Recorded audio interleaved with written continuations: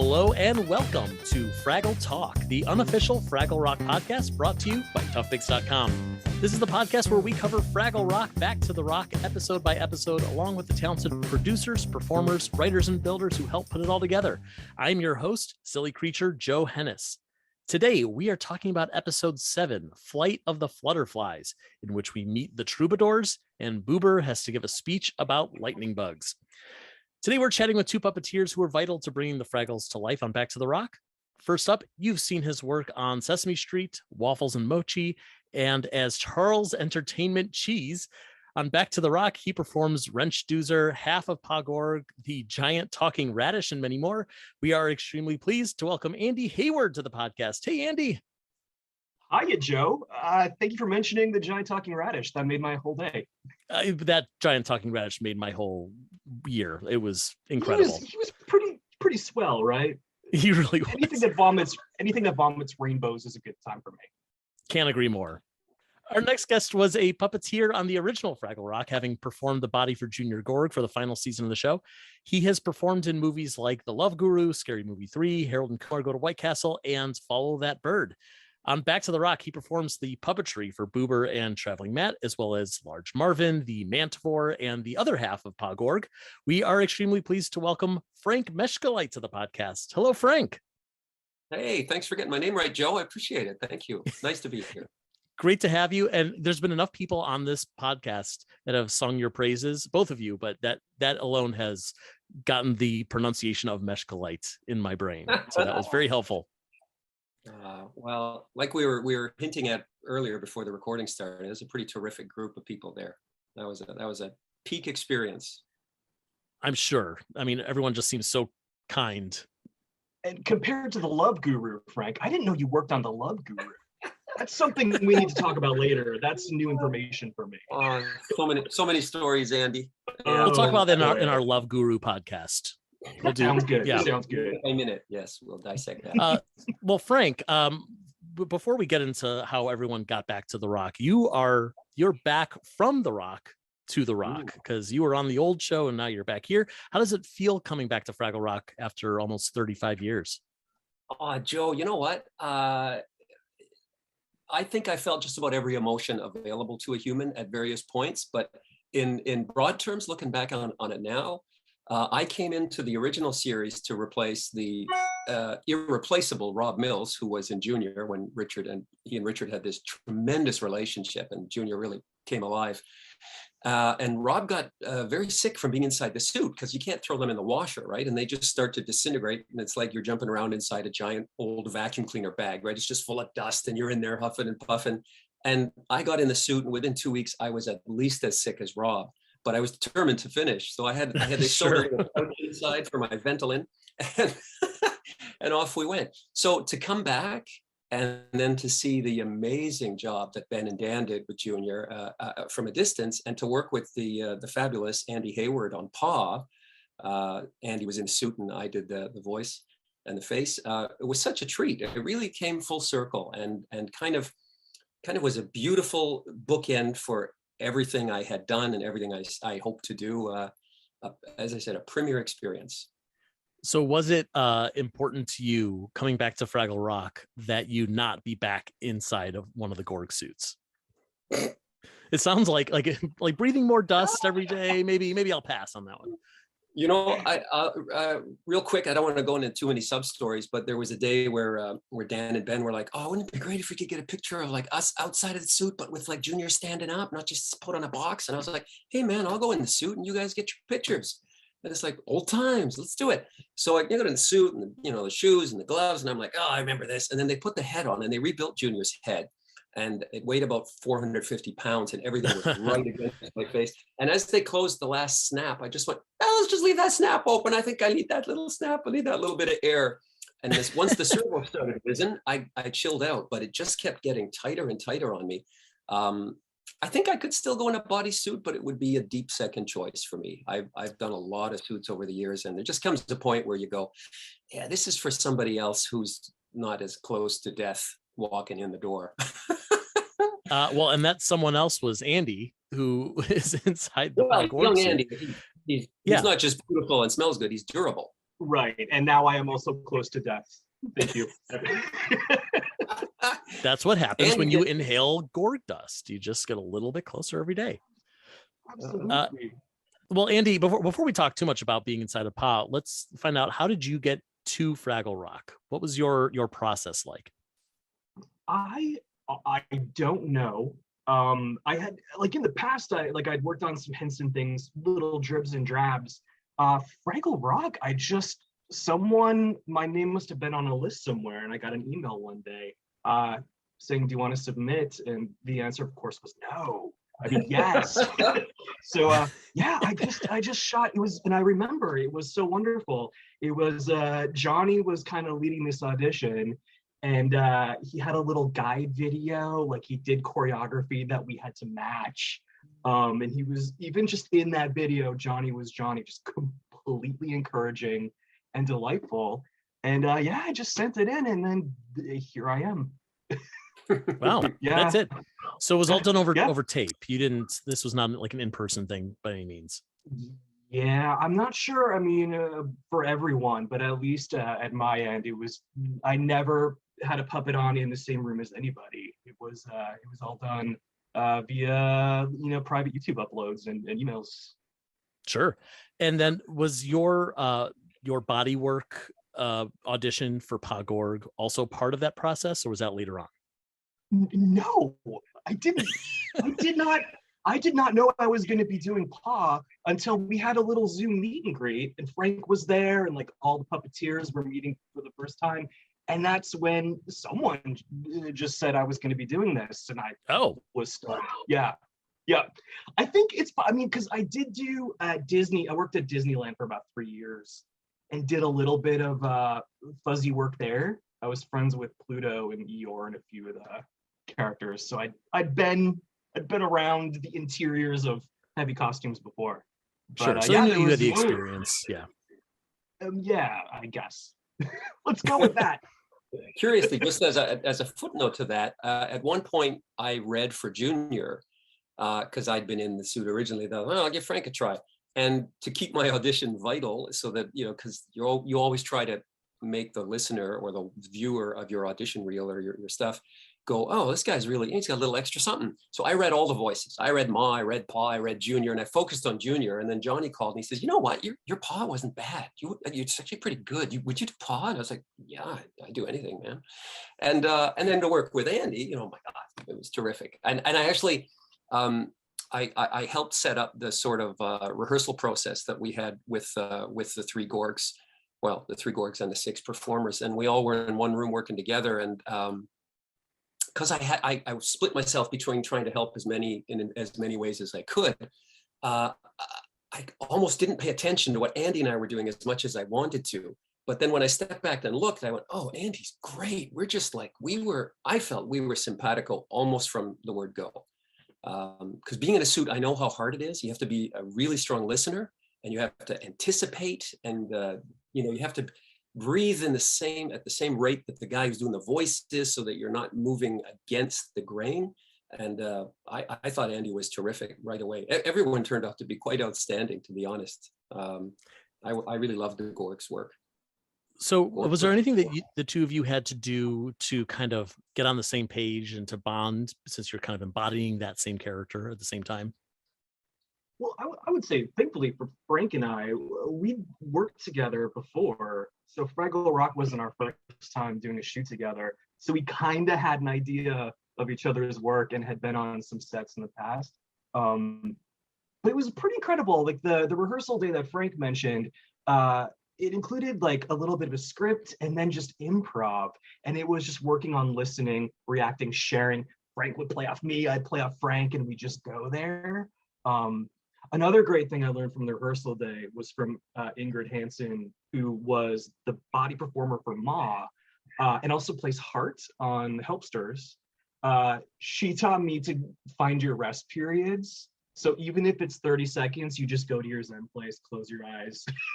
That's it. Don't exert yourself. Yeah, and save your energy when you need it. But yeah, it was cool. I'm in my happy place. It's a very clean vacuum cleaner bag. Only been used a couple of times. That's right.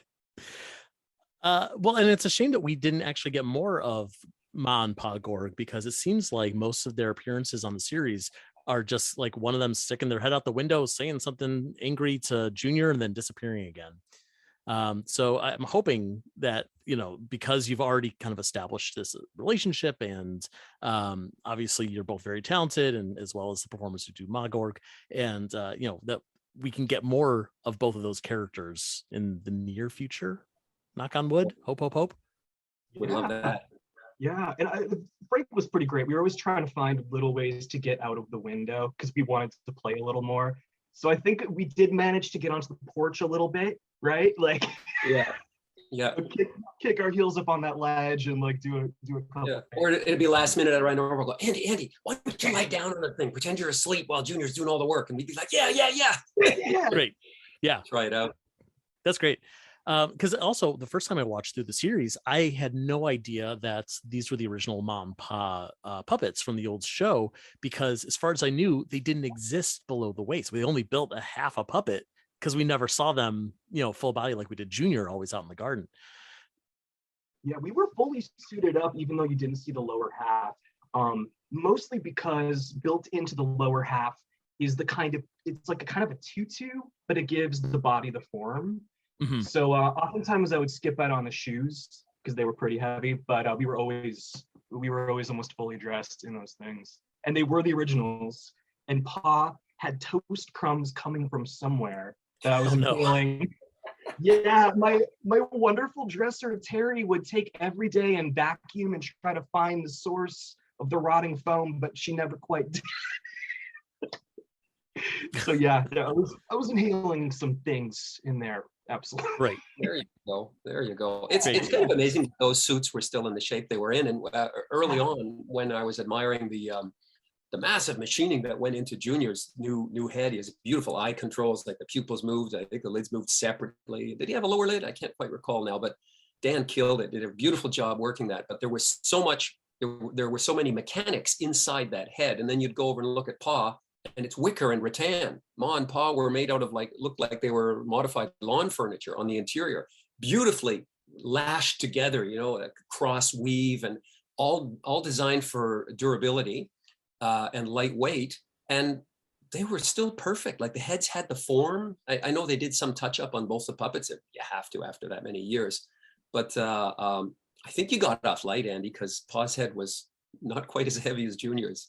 No, and then even looking over at Ma with that giant hair piece on the back, I'm like, I'm okay here. Yeah. Yeah, you won out. The fabulous between takes moments where they come running towards the suit performers with a leaf blower and just jam it into the mouth or down the front, and woo! You just hear Andy going, "Oh my God, that's so good." Yeah, I always forgot that everyone could hear me. Yeah, I would be enjoying my moment of respite audibly. Andy, how hard is it to get used to Gorg vision? And for people who don't know what that means, that's when there's a camera in Pa Gorg's eye that you could see right in front of your eye to kind of get like those few extra inches up for your vision. Was tricky, and that's where Frank was really helpful. Because for Pa, he has a little spy cam. It was right between his eyes, so I would see whatever was right in front of him, but it's a limited field of vision, so I can't see what my hands are doing. It's just a little spy cam. But what I was looking at didn't necessarily read as a good eye line on frame, so that's what I had Frank in my ear saying, "Andy, cheat a little to the left, a little to the right," so the Gorg eye line would look better. There was definitely a learning curve there. I think did Ben not have two feeds? I think Ben had one. He had like Big Bird vision, so like he could see what the cameras were seeing, but he did not have a camera in Junior's. So he had the reverse. He had the reverse of Ingrid and I. Yeah, as puppeteers, we're used to kind of seeing the frame and playing the frame, and suddenly it was kind of restricted to just this little peephole. Right. But, this was always had to clear your hair away from your camera. All of Pa's little stray eyebrow hairs would start to stick up as they animated, and suddenly I would have half the vision, sometimes a quarter of the vision. Okay, here's what we want, Andy. You need to run through the frame with this bucket while you're looking through a straw with one eye. Frank was the best because Frank knew, having done this, Frank had been in the suit and outside the suit, so he knew better than most folks like what we were up against and how to help us. Yeah, that's great. Yeah, that's super helpful. In fairness, Andy did all the hard stuff. It all sounds hard to me. I was schwitzing. I was a little. Right. Yeah. You were sweating. You were breathing in toast. You couldn't see anything. It's a lot at once. Any one of those things would be difficult, and you did it all at once. And there's like lines and choreography, and you got someone shouting in your ear. It sounds impossible. How are you still here? I'm not. Oh, you're not? Okay. I told you he's durable.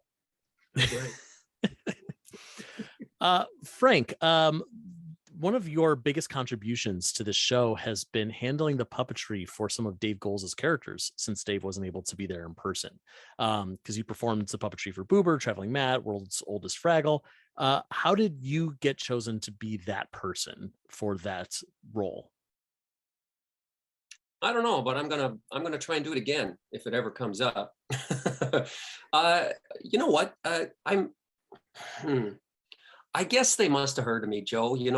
Like I told you earlier, I worked with the Muppets for about 7 years when they used to shoot a lot in Toronto, and I did Follow That Bird and the last season of Fraggle and a Christmas special and an Easter special and some stuff, but not enough to make me go, oh, no, I'm a puppeteer. I just sort of thought, well, this is kind of cool. Let's see where this goes. And then when they stopped shooting in Toronto, I had a very meager skill set that I somehow pried into a larger skill set. I ended up working a lot in Montreal. I worked a lot in Vancouver. I started doing creature effects for feature films, a lot of commercial work. And eventually, I guess you do something long enough, the 10,000 hours rule, right? You get your chops and you actually become, reasonably good. So they must have heard of me. I think it may have had something to do with Jason Hopley, who's a tremendous puppeteer, one of my favorite people, and I think the best puppeteer in Canada. He might have put my name in the right ear. So thanks there, Jay. And then I chatted with Johnny, and we had a fantastic Zoom call. And I was like, oh, I like this guy. He's super enthusiastic, and I've got a pretty big energy, and we got along great. And then they asked me to be puppet co-captain as well, and I was like, okay, what's that? So I kind of figured out in the end on my own that my job in that regard was to help as many of the puppeteers as I could who had less experience, and to take as much of the burden off of Johnny, who was constantly being asked something. Johnny, what do you think about this song? When should this come in? Is this camera okay here? What do you like that color, Johnny? Where'd you go? What should we have for lunch, Johnny? So everybody's asking him stuff all the time. And I was like, I'll take the big chunks that fall off of John and just move them around in a way that makes sense to me. But specifically to your question, I mean, I think how it happened is of much less interest and much less emotional range for me as to what happened when it happened, which was first like, oh, great. Yeah, sure. I'd love to. And then I kind of sat down and went, Dave Goelz? Dave Goelz? Gonzo? Met the Queen a bunch of times? I hope I have the chops. And here's a funny thing too, Joe. On as I told you earlier, on the original Fraggle, I replaced somebody. And it's a very challenging thing to do. People have different rhythms. Their view of the work is subjective. You're in there trying to be them, so you're pushing your instincts through someone else's prism, if you will, someone else's lens. So I did it on the original Fraggle, and lo and behold, I came back and I watched Dave's stuff over and over, and I was like, okay, Dave does that, Dave does this thing. Okay, I'll try and do that. And I'm a very technical puppeteer. I think I'm very good technically. So I was able to mimic some of it, but you can't help but go, I think it would be neat if. Like I really like hands. I like hands on puppets. I think each hand is like a tiny mask that has its own little story that adds to the scene. So Dave didn't do hands that much. Tremendous voice actor, an actor, period. And his manipulation, I think, was peerless, and he created the characters. So it was always a bit slippery. You think, oh yeah, that felt like Dave. That felt a lot like, that didn't feel very much like Dave at all. But it was, and then you start playing with the voice, and you're trying to do a thing that makes it all more real. And I hope Dave's happy. We had some tremendous Zoom chats. He's a real gentleman, and he thinks very deeply about his craft. Those chats were a joy. But I'll admit, I was scared. Yeah, it sounds terrifying. We interviewed Dave for this podcast, and he spoke very highly of you, so he was very pleased with your work. But he also told us a little bit about how he would watch the feed, and if there was something that you were doing that, he wanted to give you a note, he'd be able to reach out.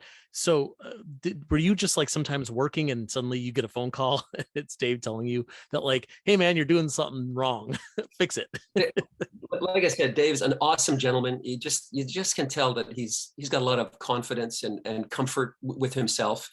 And I was kind of, I was digging, trying to figure it out. First day I was doing World's Oldest Fraggle, and it's a whole new bit, right? Because Amy Garcia was doing Henchy.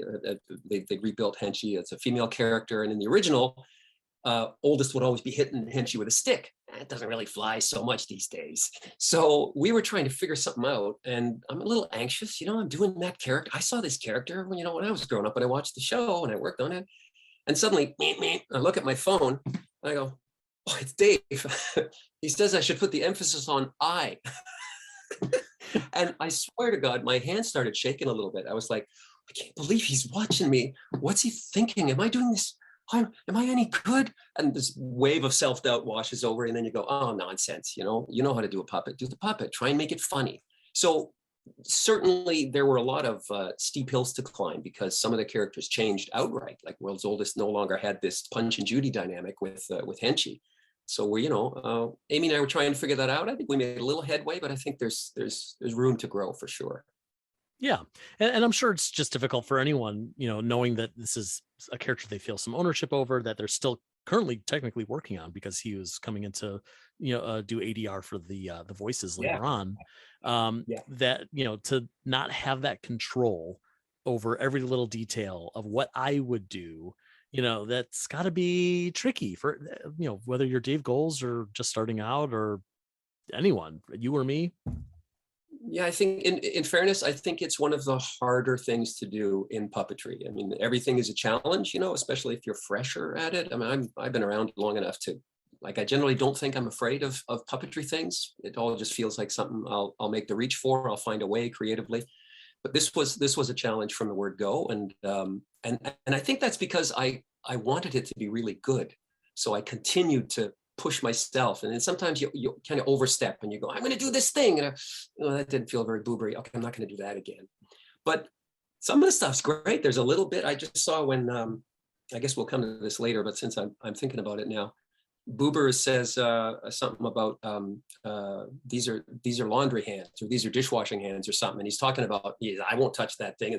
These are dishwashing hands, and he holds his hands up and he turns them like this, and it's a great little cheat that Ingrid was doing hands for me, where we took a second set of arms of Boober's and brought them up from the bottom of frame. So here's Boober's arm. When they went down, she brought these up, and he'd look and go, no, not these. These are dishwashing hands, and put them down again. It's a nice little cheat. And I love stuff like that. I love those little puppet tricks that go unnoticed unless you really look closely, but they add to the fullness of the performance. I like that, because you could actually justify that as, oh, these are his dishwashing hands, but the ones attached to his body are different hands. That's several sets. Those are for dishwashing. These are for soup. This is for playing basketball. Laundry. These are my ironing hands. Exactly. Yes. So let's jump into this episode, Flight of the Flutterflies. The episode begins with the arrival of the Troubadours, which are very similar to the minstrels from the original series, who, of course, debuted in the original series episode titled The Minstrels. The group is notable for being led by Cantus, who is the character performed by Jim Henson. The leader of the Troubadours is Jamdolin. It's a hard thing to say out loud. Jamdolin, voiced by David Diggs and puppetry by you, Andy. Is that right? Yeah, I got to waggle that guy. Yeah, how did you get that gig?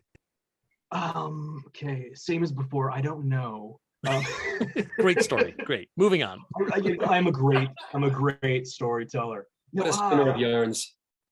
I specifically remember coming to set one day like any other day, and we were probably a couple days away from beginning working on that particular episode.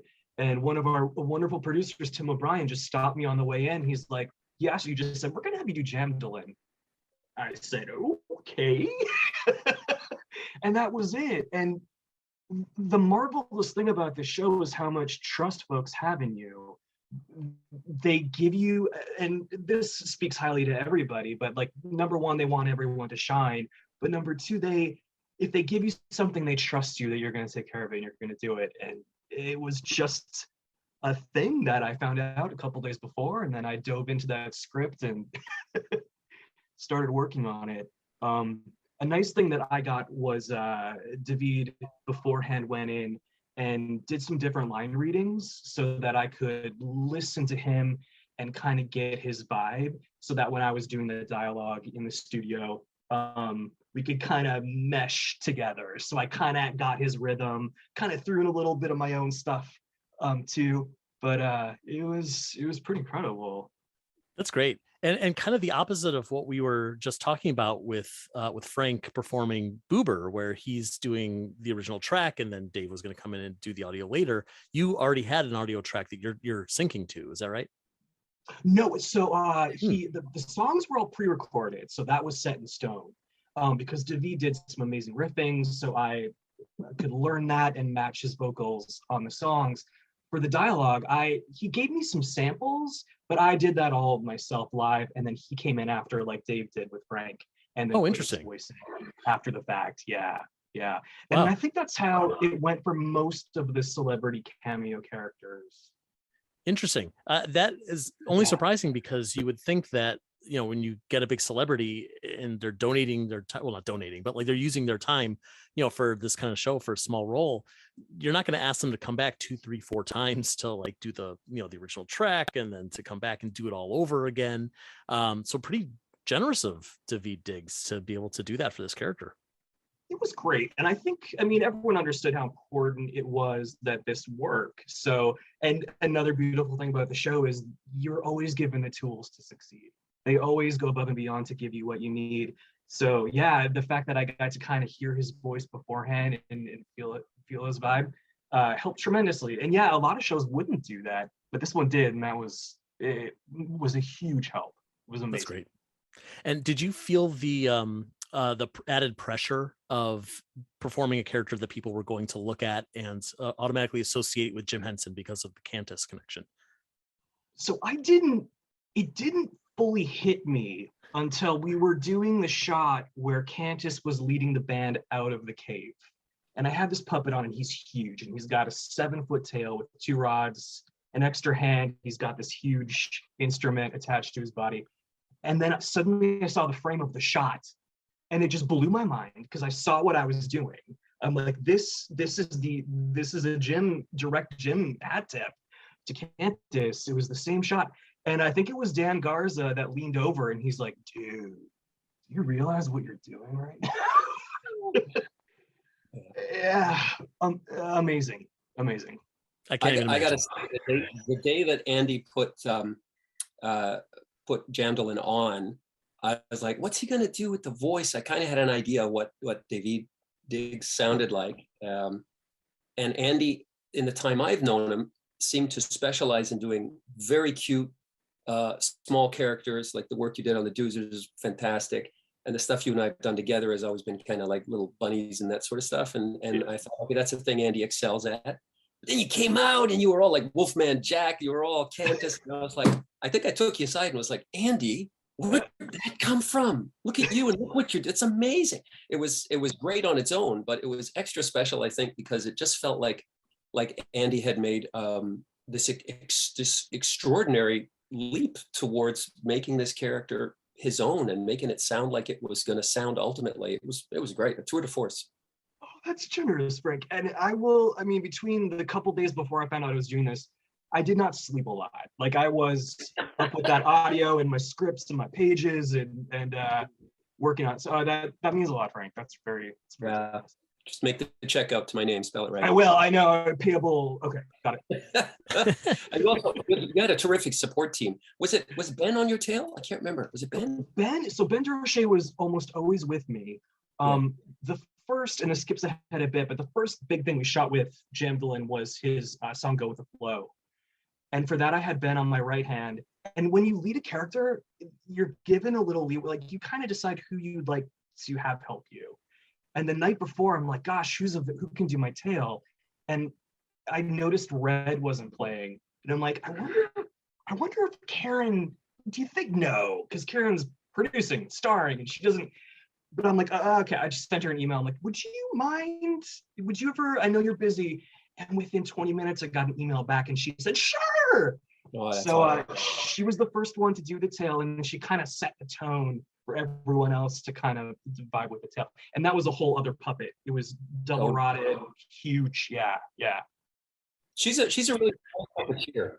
You meet Karen and you go, oh, she's quite, her energy presents itself as very small. And then you put her in Icy Joe, or you see what she does with Red. You put her on the tail, and it's like the beats happening with the tail. She's her commitment to character is beyond most any human. When she gets like Icy Joe, and that was not a little puppet. That was a beastly thing with an entourage. Her commitment is unsurpassed, and then she's playing a tail, and her commitment to that is equal. It's astounding. It's incredible. And she has so much experience playing tails, because I think she was Sprocket's tail in the old Fraggle Rock.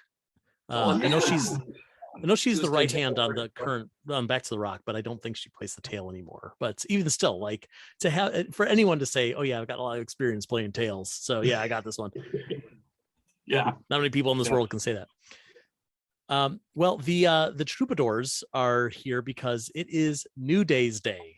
It is a brand new holiday to us. It is the holiday when the Flutterflies all hatch. The Troubadours are here with a box of Flutterfly cocoons, which they're going to release, and then we're going to have a big party. Sounds great.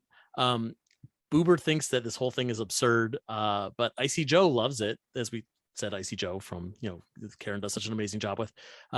Icy Joe identifies with how it's all about new beginnings, since just in the previous episode, she got her own new beginning. The first event with New Day's Day is the Skitter Scatter, where they're going to release this big rock. It's going to fly all over the rock, the Fraggle Rock, and whoever catches it gets to give a speech and release the Flutterflies, and they get to wear a hat, which is also very exciting. Make a toast. Yes, there's the toast, the box, the hat, not in that order, but all true. Before the Skitter Scatter, we have our first check-in with Doc and Sprocket. Doc also has to give a speech, and she's going to be giving a speech to all of her professors. If it goes well, then she'll get lab space for her microbiology experiments. So, of course, she's very nervous. I like that. Well, first of all, Sprocket dresses up like one of her professors to help her get into the right tone. And it looks like he's kind of dressed like the old Doc from the original series, with the glasses and like kind of a suit and tie. He also kind of looks like my dad. I don't know how they got a photo of my dad and put him on the show, but that was really weird and personal. So thank you to the Fraggle Rock producers for that little touch. That was on purpose. That was for you. I knew it. I had a feeling. Yeah. Her speech begins. I just have to read this because I thought it was hysterical. Her speech begins with H2O. I didn't see you there. My name is Spaghetti. Nope, that's not my name. My name is Doc. Actually, that's not my name either. That's a nickname that I call myself. This whole thing is going very well. So first of all, did either of you work on the Doc and Sprocket segments? I was not there, but Frank, you were, right? I was there. I wherever I could help out, I jumped in, but it was mainly Johnny and Karen who did Sprocket. But Lily was fantastic. Lily Cooper, right? I think. Yeah. She was awesome as Doc. And I remember the original Jerry Parks, is quite a over the top, fantastic performance, easy to watch, blustering and funny, and he was a joy.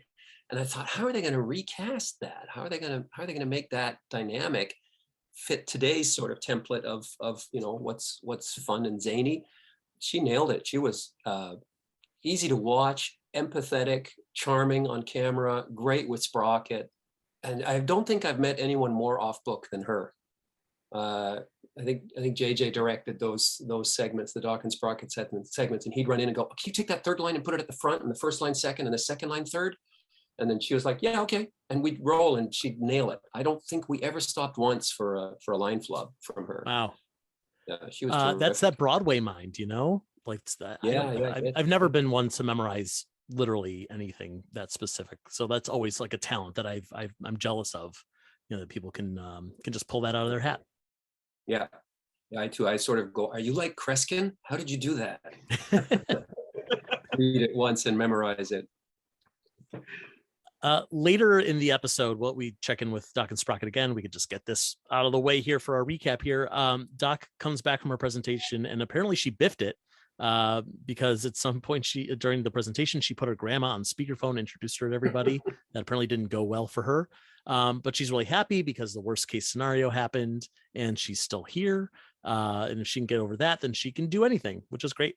And there's a wonderful little puppetry trick there where she asks Sprocket to dance, and she picks him up by his front paws and she dances them like you might dance with a real dog, because Sprocket is a real dog and not a puppet. Yeah, that's right. We all know it. And that is, for me, one of the most beautiful moments in the show. That shot is so pure, and seeing Sprocket that way, full-bodied, and the weight of Sprocket is absolutely correct, and the care she's taking, and it's just beautiful. It really is. Yeah. Yeah. And it's the kind of thing where I could see them potentially attempting to do something like that on the old show, but not having the technology quite perfect yet. Where like you can kind of see the seams, you can kind of see, that weird outline when they used to do chroma key and green screen back in the day. But now you're right, it looks flawless. And really that's such a testament to not just the technology, but the performers who are putting, like you say, putting that perfect amount of weight and that perfect amount of movements. And Lily Cooper with her, the way that she just dives right into what the scene is requiring of her. It's a wonderful shot. It's also, I think it would be easy to leave out and would be a shame to not mention is the post team. The work that I saw on the show, because of course I watched it all the way, that's why I'm here. The post work is so good. The film music is perfect, right to the beat is perfect, to the tone is perfect. And visually, there's a scene where it's not this episode, but the Fraggles are running in and out of the Gorg's legs. Took my breath away. I watched that 5-6 times in a row. It's like, that is perfect. So hats off to both the production team when it was being shot, but I think the post team has more to do with it than we'll ever know. And everything I saw that had been touched by post was just beautiful, like feature film level. Every episode actually felt to me like a mini feature film. There's just so much detail and love and caring and attention and concern. It's a great series. Oh man, it's pretty good. I'd recommend it. I think people should maybe check it out. Yeah. If you haven't yet, maybe watch Back to the Rock. I think it's a good thing. Despite our participation, yes. Right. That's right. Well, back to Fraggle Rock. They are playing the Skitter Scatter. Jamdolin lets this stone run around the rock. Everyone wants to play except for Boober. This is the line that you mentioned before. He says, I couldn't catch it even if I wanted to, which I don't. These are laundry hands. And those were his laundry hands that he then put in a little box and put away until he's ready to do laundry. You go with Moki, right, exactly. Moki says, people think that the stone finds you. And then we get this big action scene where the stone is bouncing all around. I assume that the stone is added in post and the Fraggles are you're all just kind of like wiggling around and chasing nothing. But I could be wrong. I've been wrong about these things before. Is that accurate? I think some of it was post and some the slower stuff was practical, like when it's on Wembley's head, that's certainly practical. I think the initial bounce or two were practical, but the really frantic ones that are like, cartoon animated looking, they're like that kind of energy. I mean, for sure, must have been post. And as you said, it lands on Wembley's head at one point, and there's that great shot where Icy Joe just lunges at him in slow motion, and he has out like his arms are waving and he's screaming. I love that shot. That's a good one. And we see the stone bounce down the hall and directly into Boober's laundry bucket, and the stone has now officially chosen him. But of course, Boober does not want to give a speech. That's terrifying. Giving speeches is terrifying. Are either of you afraid of giving speeches as well? Because that's a very common thing that none of us should be ashamed of. There's a reason I like doing puppets is because I like to hide. I don't like to get up in front of anybody. Yeah, I get it. Yeah, I think you're a bit right, Andy. If I have too much time to think about it, then I'm not a natural speech giver at all. But I'm always happy to talk about something. So if given the opportunity, but I could, I think everyone can relate to Boober's anxiety, and then finding solace in that little thing that you do, whether it's ironing or whether it's collecting your stamps or whether it's any kind of meditation that takes you to a happy place. Running a Fraggle podcast, that's my happy place. That's your happy place. Sure, why not? We interrupt this podcast for a special postcard from our uncle traveling John Tartaglia and a Fraggle fast fact. Today's Fraggle Fast Fact is working doozers work, how doozers are operated. So the doozers are operated in two different ways on Fraggle Rock, Back to the Rock, and they both come from the brilliant mind of Faz Fazakis, the genius electromechanical engineer that worked in the Creature Shop in the 1980s. He devised this system for the original series. So the doozers are remote control and they're hand puppets. The remote control version, they have little teeny servo motors inside of their heads and their bodies, kind of like the ones you find on model airplanes, that are operated from across the room with this contraption called a Waldo, which is something we put our hands into to make the puppets move, to make the doozers move in kind of a puppeteered way. And that's the kind of doozer you see riding inside of the construction vehicles or on top of the doozer constructions. The architect, I loved using the radio-controlled version for him. And then there's also the hand puppet versions of the doozers, which are simple rod puppets. They're basically little trigger mouths that are operated by hand, and then a little universal joint that we use to move the head around, and then, of course, arm rods for the hands. So those are the two ways the doozers are operated, and that's your Fraggle Fast Fact, and back to the podcast. Moki is hanging out with Boober and explaining to him that, it's okay if you're feeling this way, but you're not going to mess it up. And we have this interesting dream sequence where Boober is imagining himself being so nervous, he'll trip and fall. Everyone will laugh at him. And then we see Fraggles laughing at him, which is a weird thing, by the way, to see on Fraggle Rock, of these Fraggles being cruel to each other, even if it isn't a dream sequence. I just never see that. It's so rare. Moki suggests, well, maybe those Fraggles aren't laughing at you, but they're laughing with joy because he fell onto some quick grow flowers that lifted him back up. And then Boober counters by saying, well, it's a terrible story because quick grow flowers make him itch. And then Moki counters with his counter and says that his itching will start a new dance craze. And then Wembley comes out of nowhere and says, and then we all get radish shakes. Yeah. Which also sounds delicious. I don't know if a radish shake would be good or not, but I'd be willing to try it. Boober does like radish shakes, but he likes them too much. He would drink his too fast to get hiccups, and he'll get the full body hicks, and he'll be unable to open the Flutterfly box. And then New Day's Day will be known as Boober's Day, the day that Boober ruined everything. And I appreciate this. That, I don't know about you, but for me, when I do get too far into my head about something that might go wrong, it goes way too wrong. It's not just like, oh, well, I might embarrass myself. It's like, nope, this literally everything that could go wrong will go wrong. And so I might as well not try. That's a real anxiety. Yeah, it's that whole law of attraction thing, right? Yeah. It's going to go terribly, and I'm thinking about how bad it's going to be, so it's going to be worse. Yes. Yeah. Exactly. Story of my life. Yeah. The more you think of it, the worse it can get. Right. Yeah. Boober does get his hat for this New Day's Day celebration, and I don't know about you, when he was wearing it, it reminded me a bit of the hat that Sidebottom wears on the original series, and it just made me sad that Sidebottom didn't make an appearance in this season. So hopefully season 2 we'll see some of that guy. Who knows? Right. Everyone tweet #Sidebottom right now, please. Let's get him back in. Hashtag Right. save Sidebottom, or There you go. Sidebottom That's season the 2. thing. Season 2. Anything with the word Sidebottom in it. We'll figure it out. That's how Anytime you can hashtags get work, to, right? You pick like 4 of them and then they all right, work. you just use right? them all. Right. Hashtag season 2 through 12. Yes. Yes. Agreed. 12 seasons and a movie and side bottom. Ooh.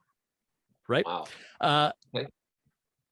Jamdolin gives Boober a little bit of wisdom. He says, life's like a river. It may be full of twists and turns, but it just keeps on flowing. Don't fight the flow, just go. This, I was kind of hoping for something that was a little bit more Cantassy with his wisdom. And that was a very long sentence that he spoke to Boober where, Cantus's isms used to be things like, what is, what was. And you're just like, what the heck are you talking about? But hey, at least it was short. I do love the vague poetry of Cantus was so beautiful. You could apply his wisdom to almost any situation, I think. Yeah. But I loved playing that scene, and it was so fun. And then playing the Skitterstone with us too. If that's the scene we're on, Ingrid Hansen was hilarious with her little quips there too. Yeah, it was great. Yeah, it seemed like a blast. I mean, I think anything where you have a lot of Fraggles who are like running around in action at the same time and almost like fighting for the spotlight a little bit, even if they're way in the backgrounds, like that's fun. That's super fun. Yeah. On the original series, we used to when we weren't doing anything in the foreground, which was a lot of the time, we'd make it our mission to tell our own little stories with the background characters. And I loved hanging out with Rob because we'd always come up with this crazy stuff. He'd be like, grab an ink spot. Okay. I said, what are we doing? He said, I don't know. I said, well, let's dig a hole. So one of them would be digging a hole and the other guy would be leaning on the shovel. And right before the camera cut, the guy leaning on the shovel would look at his watch or look at the sky or whatever, take 2 steps forward and fall down this hole that we just dug.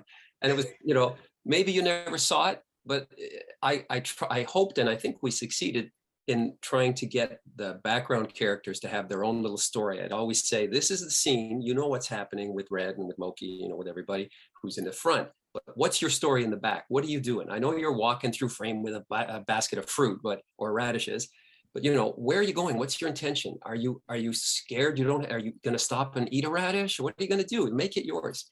And those little things really brighten up the background. And I love those group scenes, whether it's something frantic or something casual, because as often as not, you can pick a little corner frame and go, oh, look at those guys. Oh, that's really cool. I know exactly what the story they're telling,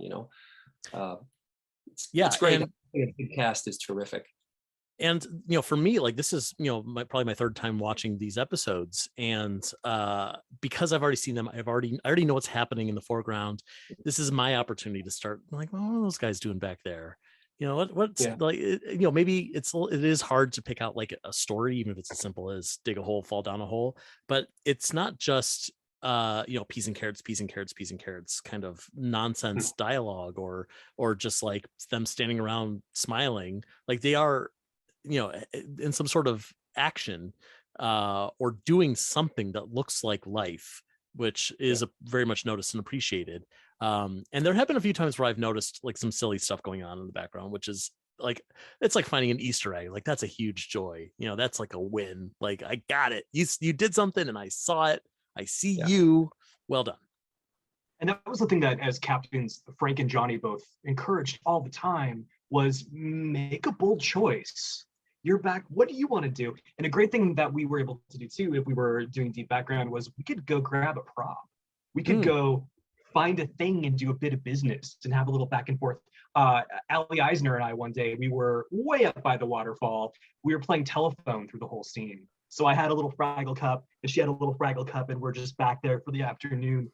But it brings so much joy to everyone. It kind of livens up the scene a bit if you notice it, but it's fun for the puppeteers. And then it really feels like you're watching a village of people and not just 5 characters in the program. It makes it a full performance. Absolutely. Yeah. Yep. Well, next up in this episode, we get our first song. It is the song Go With the Flow that we mentioned earlier. This is from the original series, the episode Marooned. The song was originally sung by the Trash Heap with Philo and Gunge on backup, but this one, of course, is performed by the Troubadours, and it's got a much funkier tone, which is great. Like, it sounds so good. It's so cool. And we get this great dance moment where everyone is like dancing down a line like Soul Train, like they're on Soul Train. Totally. We see the Fraggle Five dancing, Pogie, Large Marvin, Storyteller, Icy Joe, the Ink Spots, and like everyone has their own dances. So first of all, I have to assume that each of you were performing someone dancing down this line.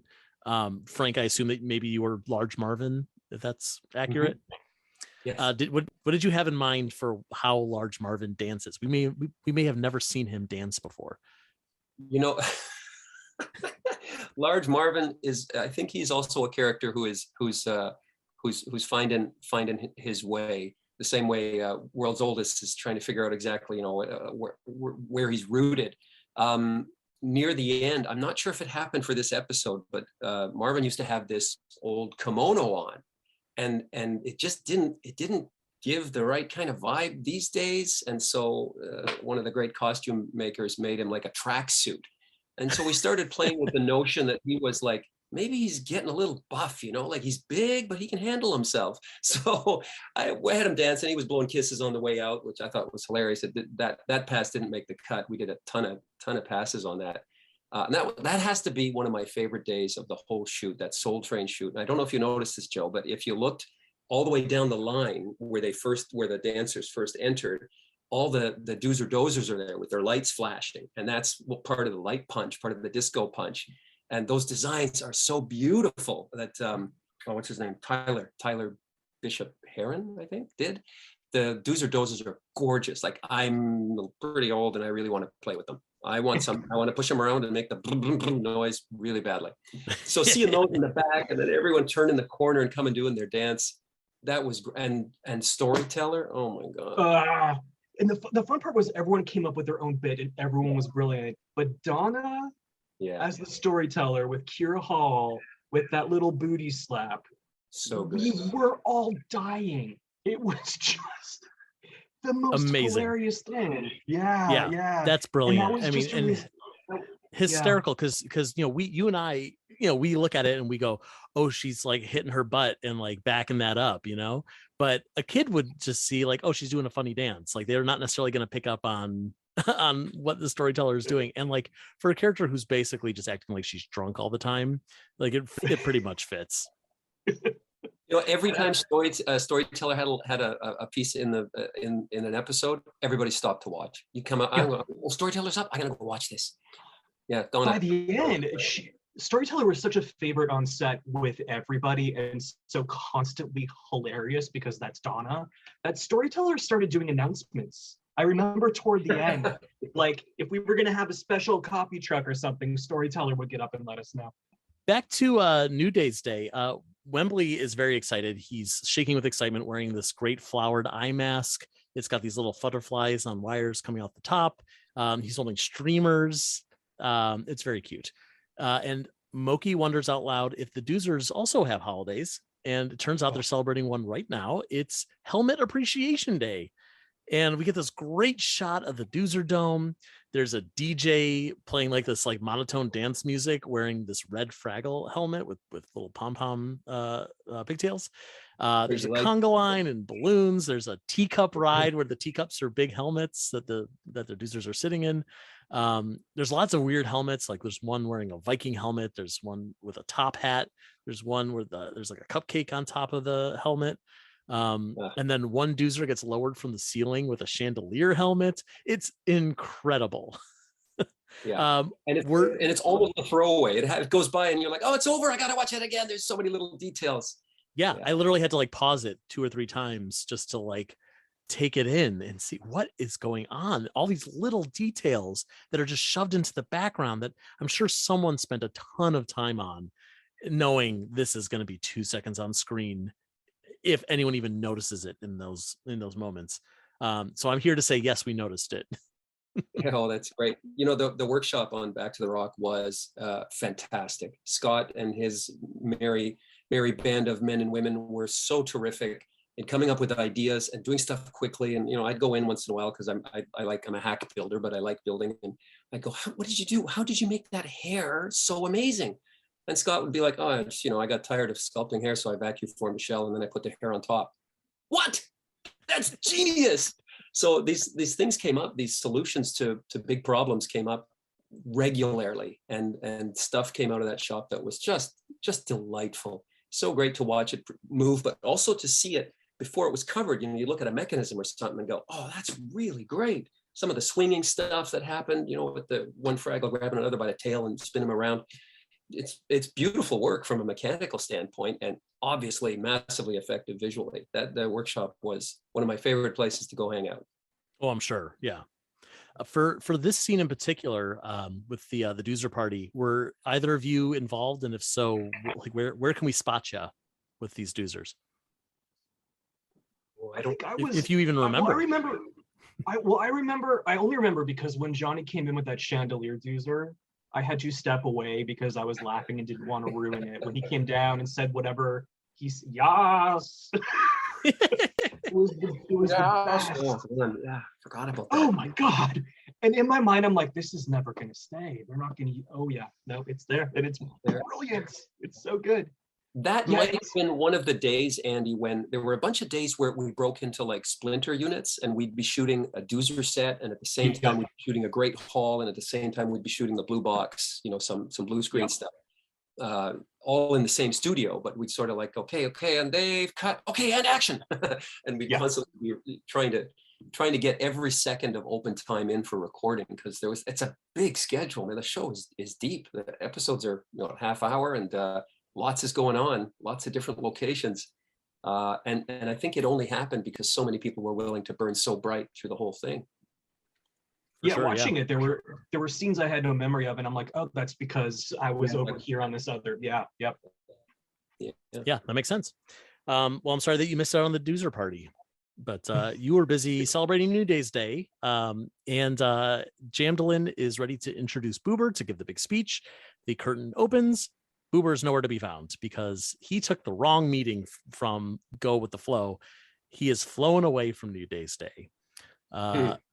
Icy Joe tries to open the box. It's not going to open for her. It's Fraggle magic, apparently. Red tries to give a speech in Boober's stead, but she gets blocked and she can't think of a good story, and she runs off.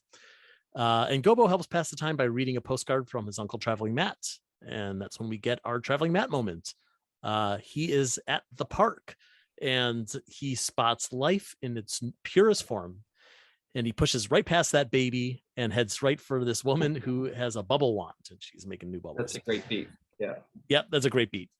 And also a great shot where Matt is looking up with these big puppy dog eyes, and the irises are real big, which we don't mess with puppet irises or pupils rather very often. So when it's done very deliberately, and it's very effective here. It's like that shot from the Shrek movie with Puss in Boots that was in all the commercials. We all remember that.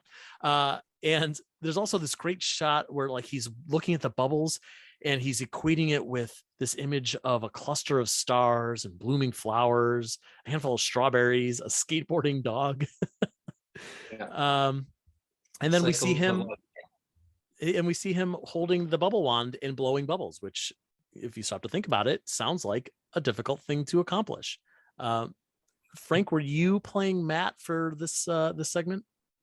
No, Kevin Clash did an amazing job with all of the remote mats. I think I did one of them on a ski hill, and then when Matt was on set, when he came to the Rock, I did Matt for those. But as you know, Kevin's work is peerless, and I thought he nailed all the stuff with Matt. It was all very funny, very clean. Yeah, it absolutely is. I mean, he's just such an incredible performer that I would expect nothing less. Let's talk about Matt for a second. Was there any kind of difficulty for you knowing that not only are you performing the character that will be dubbed by Dave Goelz later, and it has all this history, but also for most of the season, we've been seeing him performed by another puppeteer. So like when he would show up, in the last couple of episodes back on the Rock, or like you said, for the postcard where he's skiing, were you like trying to match Kevin's style, or was it just like, nope, everyone just knows how to do Traveling Matt and we're just moving forward? Well, obviously Kevin's been doing this for a very long time, and Dave, of course, as well, and me to some extent also. I think I'm going to guess, I can really only speak for myself, but I looked at Matt as almost a slapstick character, and his sort of like his optimistic, charmed bumbling, that he would just move forward, walk right through a plate glass window, and then wonder why someone had put all that glass garbage on the floor. Oh, well, it must be for a sound effect. And he'd crunkle around on it, make a little dance and move on. He's just one of those guys who could go through life and never be seriously hurt. So the sort of slapstick sense plays really well into my sensibility for manipulation. Quite honestly, Matt was always one of my favorite characters on the original Fraggle, and so you'd watch that, and everyone would walk in. The other day, everyone was doing that all the time, and so you get a sense for it. They also write really well, I think, for the Matt stuff, because it's this kind of, Gobo's reading a letter from a guy who thinks he's in outer space, and we know as a viewer that he's with people and what they're doing is thing A, but he sees it as thing B and relays it back, where it might even be seen as thing C. And all at the same time as he's giving this confident report on how well he's doing, it's falling apart around him. So it's like these abstractions from what's really happening are a delight, I think, for the viewer. And I loved doing Matt when he was on set, because he'd see the smallest thing, oh, and everything upset him. He turned around and there was another Fraggle. He'd go, oh, pardon me, madam. There was always something that surprised him about the everyday. He'd see the universe in a grain of sand, and then you send him out into the universe and it's billions of grains of sand. He was just constantly amazed with his discovery. So I don't know if I answered your question, Joe, but I love doing that. Matt was an easier one for me to kind of really hang on to. Boober was more nuanced, I think, because he drives plot points. He's less of a foil and more of a character, so there's more depth, I felt, to him. So that's a place I'd still like to work more on, seeing his contrast. But Matt seemed imminently joyful to do. As soon as I put him on and I saw the mustache and stuff, I was like, oh, this is great. The first day that I got into Matt, I think it was the first day I did anything, and it was in Doc's workshop, and he just kind of snuck in. He walked in the door as Doc was walking out, and she's got her arms full of stuff she doesn't notice, and he meets Sprocket, and Sprocket's like, I got you cornered, weird rodent thing, and he's like, did I ever tell you about the time I invented pudding? And he's leaning on the shelf, he's so cash. And that's the first time I met Donna. And so we were, I was saying, for this, can you do the hand? And she's like, yeah. And can you do this with the hand? She's like, yeah. And then all of a sudden I'm like, oh, no, do what you're doing. It's way better than what I'm telling you to do. Huge fan of Donna's. And I should probably mention this here. There's always a dynamic on set between the puppeteers that happens to bleed into the work, right? That informs the work. And I know that when on the original Fraggle, Dave and Steve were super close. They were on quite good terms. And when they did a scene together as their two characters, it was always really dynamic and full of life and fun and spirit. And those were great scenes. And Johnny and Jordan had that kind of rapport between each other. And those scenes where they were both in, it sparked that a little bit. And I remain such a huge fan of Donna Kimball's, and we were pals on and off set. And I loved the opportunities for Boober to have a chat with Moki, like they did it near the end of this episode. And I think that our personal relationship bled into that performance in a really delightful way. I think so. I mean, you could really see not just between Boober and Smokey, but all of the character relationships. I mean, we've talked many times today, as well as on the other episodes of this podcast, about what a joy it was to work on the set of Back to the Rock. And it is so apparent by what we're seeing on screen that like these like you're not just reading the lines and going through the motions. Like there's a genuine love in the air that can't be faked. And you really see that those performer relationships that you're talking about come through on the characters. And to piggyback on that, before we knew, Ingrid, Ben, and I knew that we were going to be playing the Gorg family, we all made arrangements to share a house together. So we were already all moving in, and our friend Kira Hall was there.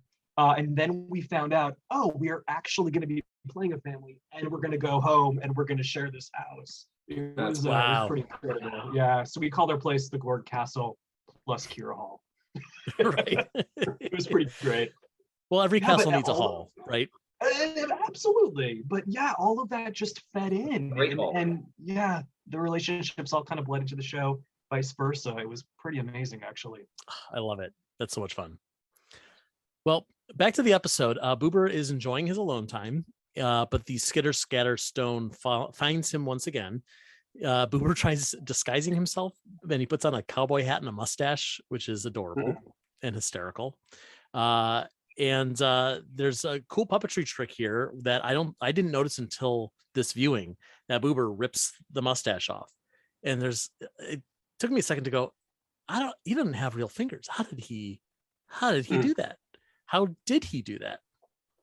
That worked so much by luck. I was thrilled. I think that the mustache was held on with a piece of toupee tape, and I had the finger set in such a way that if I caught the inside lip of the mustache, the piece sticking out, and I just gave it a good stoink across his lip, it would just pop off and fly out of frame. And yeah, that delighted me. Oh, amazing! I'm so glad that you got that on tape, because I can see you doing that, and then everyone saying, "Great rehearsal.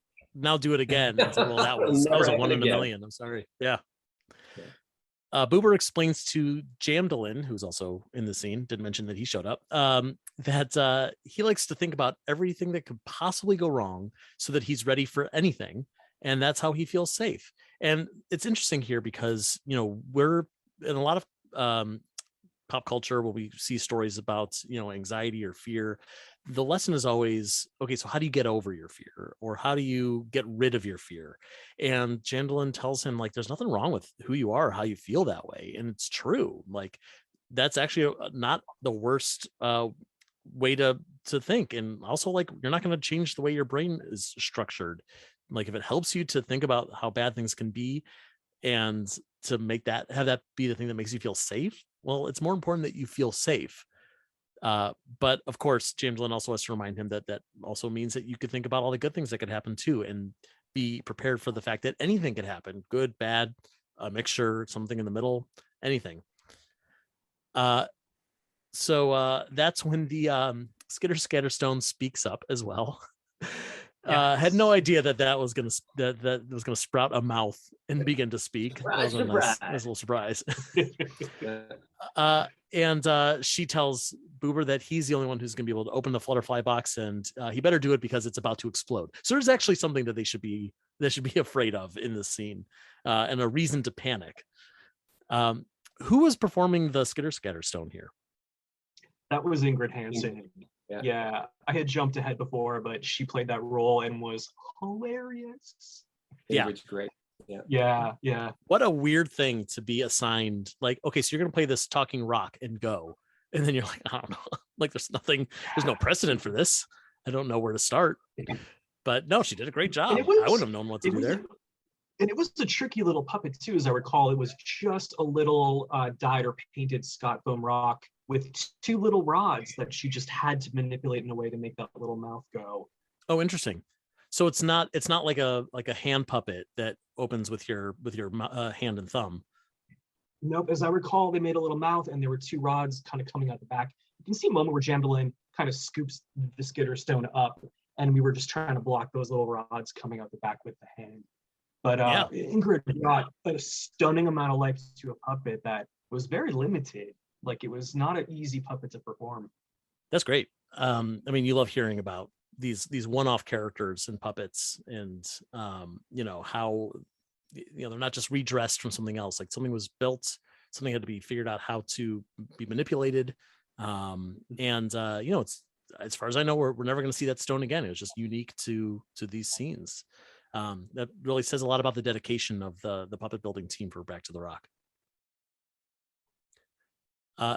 Back at the Great Hall, they're trying to get things to move forward, and everyone's taking turns giving toasts. And I just like Moki's a lot, where she says, I saw a bird once and it looked at me, and I was like, do I control the birds now? Mm-hmm. That's the perfect Moki thing. It really is. That was hysterical. And like so well read by just really good Moki moments. Boober does show up and he gives his toast about how unexpected things can happen, because life is unpredictable, but it's also amazing. I like this a lot because it's not just about how everything's going to be okay. We're going to experience both good things and bad things. And I am really glad for all these new experiences. And just as I think we're all glad for this experience of doing this Fraggle Rock podcast. What a lovely new thing that we could have been terrified about. I don't know, you could have been scared. I have no idea beforehand. Who says we're not, Joe? I'm still afraid right now. Yeah. You both have such good composure on camera here. I would have never known. I can't see this, but I'm ducking under the table right now. I mean, you're puppeteers. You're going to be most comfortable under the table, so I get it. There you go.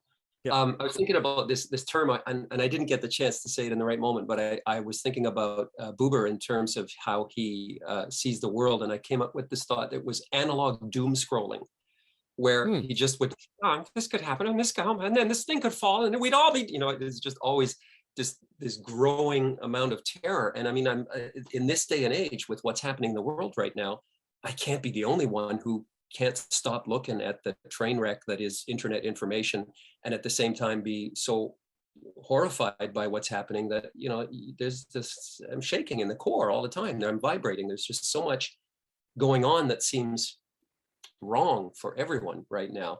And it kind of, it puts you in mind of what every day must be like for Boober as he does his own sort of non-digital analog binary doom scrolling through all the lists of things that probably happened before that were terrible and will likely happen again, but with more force. Right. Well, and this goes back to the original concept of the main characters for Fraggle Rock that Michael Frith came up with, where they each have, a character flaw that both makes them a better character and a word, like gives them something good and something bad to their personality. In this case, Boober's constantly thinking about everything that could go wrong, and which seems like it would be a bad thing, but at the same time it makes him much more open to different possibilities. He's much more educated about what could happen, and like we said in this episode, it makes him feel safer because of all of it, because he is collecting this information about all the horrible things that could happen. And as much as doom scrolling is probably more destructive than helpful, it does help us to know what's happening in the world, because I think for a lot of us, when we're specifically thinking about doom scrolling through social media and seeing all the horrible things that are happening in the world, we want to be able to say, it's too much. I can't process this. I need to unplug. I need to go do something else, which very often is the healthy thing to do. But at the same time, when you do that, then you don't know what's happening in the world. Like these are important things that we do need to know, both so that we can be educated about the world outside, as well as so we know how to help. We know what we can do to help this not be as horrible as it is. And I think this episode is a great example of Boober embodying that concept. Well, he's thinking globally and is terrified, but he's acting locally. When his friends are in trouble, he has it in him to say, now I'm going to help. Now I'm going to be a man of action, which is pretty cool. And he does take action right here in this moment when he opens the Flutterfly box. It does not explode, but these cute little chubby fireflies all kind of come out of the box. They reminded me a bit of the Ditsies from the original Fraggle Rock, which were these glowing creatures that were even smaller than the Doozers. But these look like they're actually puppets as opposed to just little light bursts. Were they real puppets? And if so, how big were they? How are they performed? I did one for in a black room. Did you do some too, Andy? I don't remember. Indeed, yeah. Donna and I spent a couple hours doing some as well. I think a lot of folks, when there was time, they'd pull in and work on that. My recollection was there were two variants. There was a Ditsy that had automated wings that would flap, and then one that was manual. So we kind of did both, and they ended up using whatever. Is that your recollection too, Frank? That you had a couple? I only got my hands on the one, and it was it had a mechanical flapping mech that was gorgeous, and so we played it in towards camera and going across frame left, frame right, up down from the bottom of frame, and then post was pulling that apart and multiplying it, where, you know, in every way that they needed. And yeah, they were gorgeous little guys. And I think glass. I think they were glass. They looked so delicate that would not surprise me. They were just beautiful little works of art. Yeah. Wow. Yeah. So they were actually glowing. That glow was not coming from post. Yeah. Wow, that's cool. And a hard puppet too. Like if it is made out of glass, like that seems I don't think I've ever seen anything like that on Fraggle Rock before. Maybe it was a plastic resin. I'm sorry, I can't be more specific. I remember that's translucent quality they have accurate. It wasn't foam and fleece like we're used to. Like it was something hard and translucent. Because you know they're so small on the screen and there's so many of them. You know, we really don't get a good idea of what this puppet really looks like or how it's performed or anything like that. So that's fascinating. I mean, what a great idea. Yeah. And they were tiny too. Like my recollection is they were maybe a couple of inches. Yeah. Oh, really? Yeah, that's small. They were so moving them about in the frame, you had to be very careful, and especially if they had to go close to camera, because just the tiniest little movement would read in. Yeah. Wow, that's great. And yeah, there's this scene with the Flutterflies popping out. It's played over the new song for this episode, which is called New Day's Day. The Flutterflies are all over the sky. The band is playing. There's a few sit-ins with the band, including a bird who's playing his beak like a trumpet, which is a cool little puppetry moment. I think his name is Flute Bird. Just Flute Bird, all one word. Yep. I believe you. I mean, that tells you exactly what you need to know. One of the original puppets from the show that they did some refurbishment on and came back to. Great. I mean, you love to see these old puppets come back. It's great. But yeah, the Fraggles are all dancing. There's even 4 Fraggles who dance by ear to ear to ear to ear, you know, all next to each other, which I would assume took a little bit of coordination for at least 2 puppeteers. You see Boober riding on Icy Joe's shoulder at one point. And Boober does get tossed in the air, which is another cool puppetry moment because, of course, we have to figure out how to mat out the puppeteer. Yeah, it's just a fun song and nice to see the Troubadours playing something new.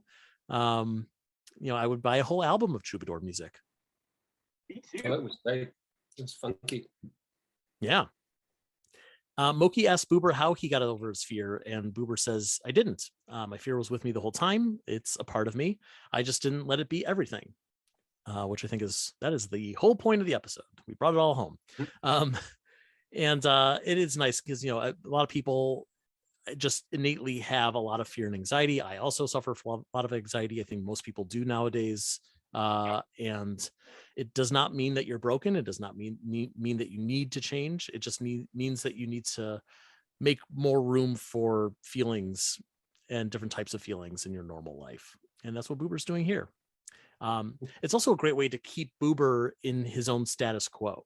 I think that's a challenge with any kind of show that has characters that are supposed to kind of be the same from episode to episode, but also exist in dozens of hours of television, where we want to see him grow, but we also want to see him reset back to his normal status. So Boober here can still learn his lesson, but also I'm still a worrywart at heart. You know, next week it'll still be more of the same Boober. Yeah, and I think that's also the point where when Moki has his arm around him and says, "Oh, you did great. You know, how'd you do it?" And he goes, "Oh, I just didn't let it be all of me." And we played it so he put his hand on hers just for a second. And I love when puppets touch. I think it's greatly underused and it has a tremendous symbolic value. And I just think it adds a warmth to the characters when they have just the smallest little physical interactions. And that's when Jamdolin sneaks in and goes, "Oh, you're having a moment. Sorry, man." And it was great. I can't remember. Andy, was that in the script that you came in and said, "Are you guys having a moment? Oh, I'm sorry, man, I'm cutting in." Or was that for some reason in my mind that was just an improv added, and it might have come from, it might have come from Jordan Canning, our director, someone. And I remember we played it a few different ways, like we did a few different versions of that. But yeah, I don't remember for sure, but I think it might have been a little tacked on moment someone thought of. Yeah, I really like that. It ties back into what I was saying earlier, you know, where I'm such a fan of Donna as a performer and as a person. And I thought it was great that Boober and she had this little moment, and then they didn't even recognize it, right? It's just a thing. And then, Jamdolin comes in and says, "Oh, you guys are having a thing." And Boober's like, it's not. And he leaves. He's just out of there. And then he's all over Wembley. "Oh, Wembley, I can touch you. That's okay. I get this thing, shake this thing off." I thought that was a nice little beat. I was very happy that made the cut. And by the way, Jordan Canning was AAA amazing. So great. We had great directors across the board, but man, Jordan was a delight. It's like she was born for this job. And we were lucky. Yeah, like you said, Frank. The folks who directed the show, each block, all came in with such love for the characters. And it comes across in the episodes, you can tell. They understand exactly who these characters are. It's amazing. Yeah. She had a great way with the crew and the cast. You never felt like you were being told to do something. Nope. It's as if she planted a really good idea in your mind and made you go, "Oh, I think I'll do this." It was a delight to watch her work. Fraggle Inception, sounds like. Exactly. Well, the episode ends with the Flutterflies all floating over Fraggle Rock. They're flying over the Doozer Dome. They're over the Gorg's garden, which I think is maybe one of my favorite shots of the season, of Junior in the garden at night with all these Flutterflies above him. And of course, outside of Doc's workshop while she's dancing with Sprocket, as we mentioned before. It's a beautiful end to an episode, maybe one of the most beautiful of this whole season. Just a really great bow on top of this one. And that's it. That's where this one ends. So do either of you have any other memories from this episode that we didn't get to, or even from another episode of the series that you wanted to bring up, to highlight some of the work that you've done, or something fun that really happened on set? I'll tell you a quick thing that comes to mind. When the Troubadours were playing with Jamdolin, we were shooting the band out, and I wasn't part of it. I was helping out, and then I had nothing to do for whatever reason. And I wanted to shoot a little bit of video to show the guys what it looked like, because it was really impressive. It was beautiful, and everyone had, the drums were hitting the drum at the right point, and the hands were moving on the guitar the way. I love when that happens, when you go, "Hey, is he playing that thing with the twine for a string?" Of course not, but the idea is sold quite vigorously and intelligently, and it always makes me happy. But I happened to drift down with my little iPhone, plug for Apple, no charge, and I saw just the performers' feet underneath, and everybody's in the groove. Their feet are doing this little stomp, and toes are tapping. It was glorious to see. I don't know, was it like 15 people, Andy, underneath there? By the time everyone had a hand or two, it was just great. And so the whole video is mainly shot under the set, just to see all these great performers' legs in sync with each other, syncing to this song. It was beautiful. I have one memory that for me kind of encapsulates the experience rather. It was a lunch. Calgary has brutal winters. They were pretty rough, but the last few weeks it just turned into beautiful springtime. And we had a lunch where I remember, I didn't realize this was happening, went outside, and the entire cast is out spending lunch together with musical instruments to share. Folks, Ellis had his accordion, and we spent an hour singing together, just having lunch. We sang Fraggle songs, you name it. And that's the kind of love that went into this. Like, the relationships on screen all translated into how we felt about each other. After 5 months, we all wanted to still spend time together, and that's incredible. It speaks highly to the team that was assembled. Rare.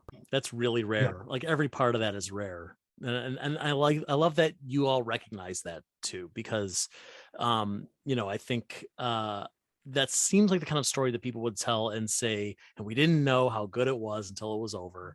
But it's like, but no, y'all knew. You knew exactly how great it was, and you appreciated it in the moment. And what a gift that everything about that is.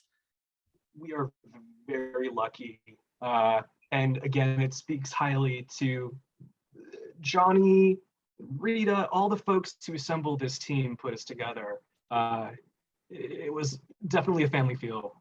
It was, and you couldn't have had that happen without the initial push from Jim. So even though he's gone, he's there. You feel it every day. Yeah, Absolutely. Yeah, that was actually really like I met Jim a handful of times, you know, and I was just a kid trying to figure out what to do when I was on set. And but you got the vibe, you know, like he's like was very peaceful and very positive and great delegator. He didn't need to show off. He had great chops. He could have done everything, but he hired people who were really good at stuff and just let him go. And you know, there's days like Andy was talking about where we're just there, and I like to think he was watching. And what a testament to his legacy that he can create something that decades later is running strong and you know, without him. And with this dedicated group of people, some from the old show, some who are brand new to Fraggle Rock, and not just to have a great time on set, which is of course very important, but the final product, the season that we got through Apple TV is just fantastic. It's so good. I know Jim would be pleased with it, but like, honestly, the fact that he just kind of lit that spark and it is just continuing to today really is a testament to how great he was and how great of an idea Fraggle Rock was. Here. Well, Andy Hayward, Frank Meschkuleit, thank you both so much for being here. It was a blast talking to you and to get to share these memories of Back to the Rock. Hopefully we'll get to do this again soon. If it gets picked up for a second season, we'll definitely would love to have you back. And thank you for keeping the Fraggles alive and doing such an amazing job at you know, bringing us the quality that we all hope for from the world of Fraggle Rock. It's very kind of you to say. Thanks, Joe. Always a pleasure to see you, Andy. Oh, you too, Frank.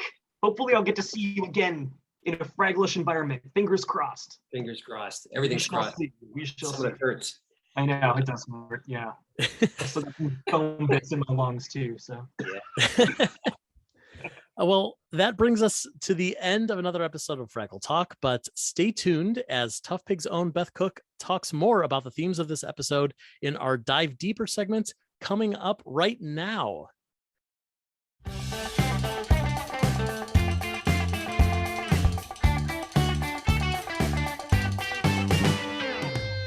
Welcome to Dig Deeper. This is Beth Cook, and I am joined once again by executive producer and president of television at the Jim Henson Company, Hallie Stanford. Well, Flight of the Flutterflies is very special to me because I have a lot of anxiety and always did as a child. And I certainly know that there are a lot of children and parents out there that, you know, are dealing with anxiety. And I just read a research study that basically 1 out of 4 children in the pandemic is suffering from anxiety. Wow. So, you know, this is a real global topic, its own type of pandemic. So anything, you know, every, you know, episode, we do infuse a little bit of, right, you know, characters feeling worried and, you know, overcoming fears. But in this particular one, what we have is a kind of social anxiety that we are showcasing, which is very, I think, familiar to kids, particularly in school or performance activities, whether it's, you know, band or sports, having to get up in front of a crowd. It can be debilitating. So we wanted to have our most anxious of all characters, Boober, demonstrate that even he can get up and go with the flow, and in doing so, feel great rewards. He's not, you know, the thing that I love about the show is these characters are still who they are. They're still gonna have to meet these challenges, just like I do. You know, every day I have to deal with my anxiety. It didn't go away magically. We're not doing a ribbon bow tying type of ending on these episodes and the issues. We're just highlighting them and giving kids and parents tools that we give our characters to overcome. That's what I always loved about Fraggle Rock. Yeah. Is the sophistication of message, never talking down to kids, you know, bringing in these sometimes hard realities of life in ways that are relatable and magical and always somehow work out okay in the end. And yeah, but also, you know, with mental health, I think it's also like, we have to, you know, what we're modeling is support, right? Community support. And that is important too. You don't have to be alone in all, you know, sometimes I've talked in these segments about like the individual journey that you have to go on in this case, not necessarily, right? Like in this case, actually, you do need support. A child and an adult does need support, not only in the people that they talk to and give them counsel, but also from friends and family. That empathy. Moki, thinks it should go one way. Like this should be no big deal, but it is a big deal, and he ends up doing it. He's so cute in that little hat too. Come on, with such a great hat. I love that the new old troubadours and the new old Jamdolin were really able to bring back that same kind of spirit of Cantus. Oh yeah. In that groovy kind of ethereal person who wanders in and out of town and just dispenses this mythical advice. Yeah. If your mind is spinning in all these worst case scenarios, yes, those bad things might happen, but they might not. Good things can happen too, and good things do happen. And I love, God, what was Boober's line? Maybe hope just means being okay, not knowing what will happen. Exactly. Yeah. It is mind-blowing, and it is the greatest information, because the unknown is the only thing that is known to all of us, right?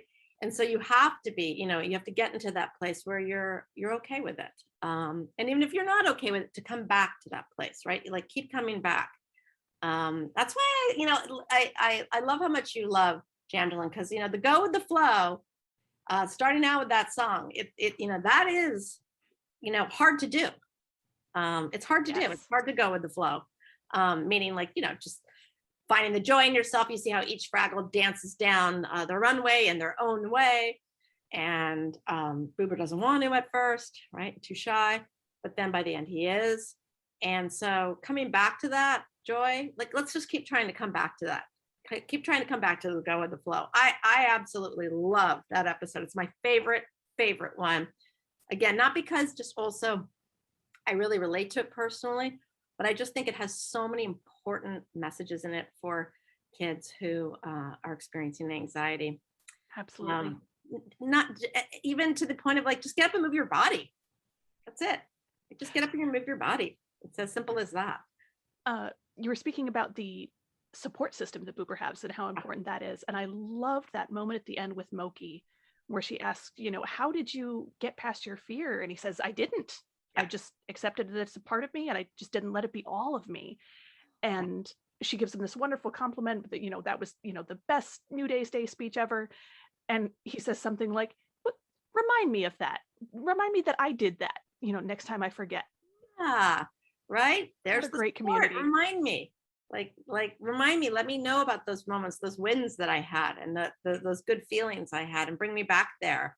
But again, like, we actually, you asked if, we've ever worked on specific episodes with specific advisors. And on this one we did.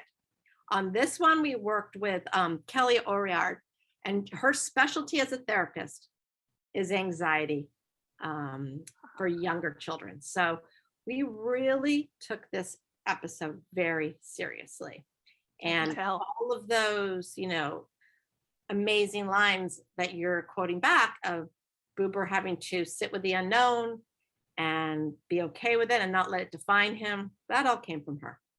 And then Charlie Feldman, who wrote the episode, who's a genius, she also experiences anxiety, so I'm sure that she channeled a lot of herself in Boober and could articulate those real feelings that kids feel when they feel overwhelmed by their own anxiety. I love that in the Doc and Sprocket segments, Doc is also experiencing anxiety about a big important presentation she has to make. And she comes back just so relieved that it went terribly. Her worst case scenario happened and she survived it. And she survived. That is the most important lesson. That is one of my favorite lessons, which is kids and parents need to understand your worst case scenario, you will survive. One of the things that you can always, parents and kids can always ask themselves is, what's the worst that can happen? Usually you think it's going to end up, I'm going to be homeless and alone living under a bridge. And then what you can say to yourself and to kids is that really going to happen? Right? And then of course the answer is no. But with her, what was the worst that could happen? she didn't get the grant. And it happened, and she's alive. And then out of that moment, actually, she gets a great idea to take it on herself. And she's going to, she's going to step up. And the worst that could happen actually ended up being the best thing that could happen. So there you go. We get to turn it around too, that you never know. Out of the darkest moments, great growth comes.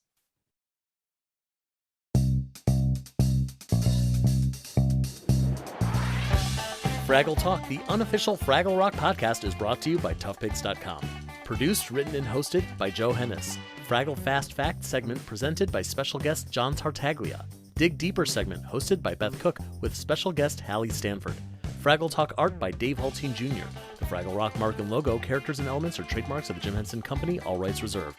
Fraggle Rock theme song, written by Philip Balsam and Dennis Lee, is used with permission. Special thanks to the Jim Henson Company, Apple TV Plus, and the entire Fraggle Rock Back to the Rock family.